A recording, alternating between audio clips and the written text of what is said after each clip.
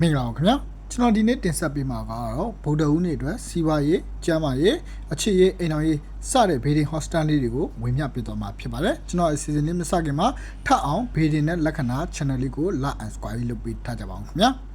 ကျေးဇူးပြု၍ထပ်အောင်ဘေဒင်နဲ့လက္ခဏာ channel လေးကို like and subscribe လုပ်ပေးထားကြပါအောင်ခင်ဗျာဗုဒ္ဓဦးနေ့အတွက်ဘေဒင်ဟော့စတန်အနေနဲ့ကတော့ဗုဒ္ဓဦးနေ့ကဗုဒ္ဓဦးဂျိုရဲ့တက်ရောက်မှုအနည်းငယ်ပါရှိတာဖြစ်ပါတယ်ကျမ်းမာရေးဆက်သွယ်ရေးနဲ့အကြံဉာဏ်ကောင်းတွေပေါ်ထွက်လာတဲ့နေ့တစ်နေ့ဖြစ်ပါတယ်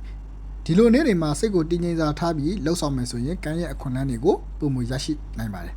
စီးပွားရေးအနေနဲ့ကတော့ဒီနေ့မှာစီးပွားရေးအတွက်အကြံသစ်တွေပေါ်လာနိုင်တယ်မိတ်ဆွေတင်များနဲ့ဆက်သွယ်မှုတွေကနေအကျိုးမြတ်ရရှိနိုင်တယ်သို့သောလုပ်ငန်းကြီးများကိုအမြန်ဆုံးဖြတ်ခြင်းမပြုလုပ်သင့်သေးပါဘူးစဉ်းစားပြီးမှဆုံးဖြတ်တာကပိုကောင်းပါတယ်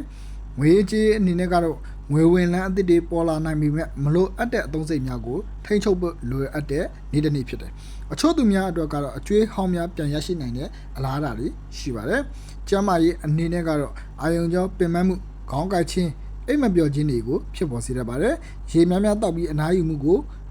လုပ်သင့်ပါတယ်စိတ်ဖိစီးမှုနဲ့ပတ်သက်တဲ့ကိစ္စတွေရှော့ချတာကျန်းမာရေးအတွက်အကောင်းဆုံးအရေးကြီးဆုံးအချက်ပဲဖြစ်ပါတယ်အခြေရေးအတွက်ကတော့ချစ်သူများအတွက်စကားပြောမှမှုကြောင့်နားလည်မှုတွေလွဲနိုင်တယ်စိတ်ရှည်ပြီးနားထောင်ပေးနိုင်ရန်အခြေရေးကိုပုံမတည်ငြိမ်လာနိုင်ပါလိမ့်မယ်စင်ငယ်များအတွက်ကတော့မိတ်ဆွေတဦးမှတစ်ဆင့်လူအသစ်တွေကိုတွေ့နိုင်တဲ့ချစ်သူအတွေ့တွေကိုရရှိနိုင်တဲ့နေ့တစ်နေ့ဖြစ်ပါတယ်အိမ်တော်ရေးအတွက်ကတော့အိမ်တော်ရှင်များအတွက်မိသားစုအရေးကိစ္စများကိုအတူတကွဆွေးနွေးဆုံးဖြတ်တဲ့နေ့တစ်နေ့ဖြစ်ပါတယ်စိတ်တော်လွယ်ခြင်းတွေကိုထိန်းချုပ်နိုင်ရင်အိမ်တွင်းရေးအိမ်တော်ရေးအေးချမ်းမှုတွေကိုရရှိမှာဖြစ်ပါတယ်ဗုဒ္ဓဦးနေ့အတွက်ရည်ရအနေနဲ့ကတော့မနက်ပိုင်းမှာဖျားရှိမှာရေတကွအစိမ်းအောင်ပါတဲ့ပန်းပွင့်သို့မဟုတ်ပန်းဖြူတစ်စီးကိုကတ်လူပြီးမေတ္တာပို့တာပေးပါ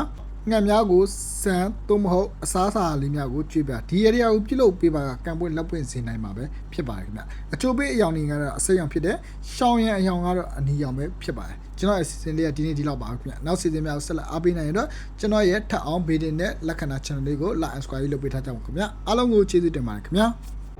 ကျေးဇူးပြု၍ထပ်အောင်ဘေဒီနဲ့လက္ခဏာ channel လေးကို like and subscribe လုပ်ပေးထားကြပါဦးခင်ဗျာ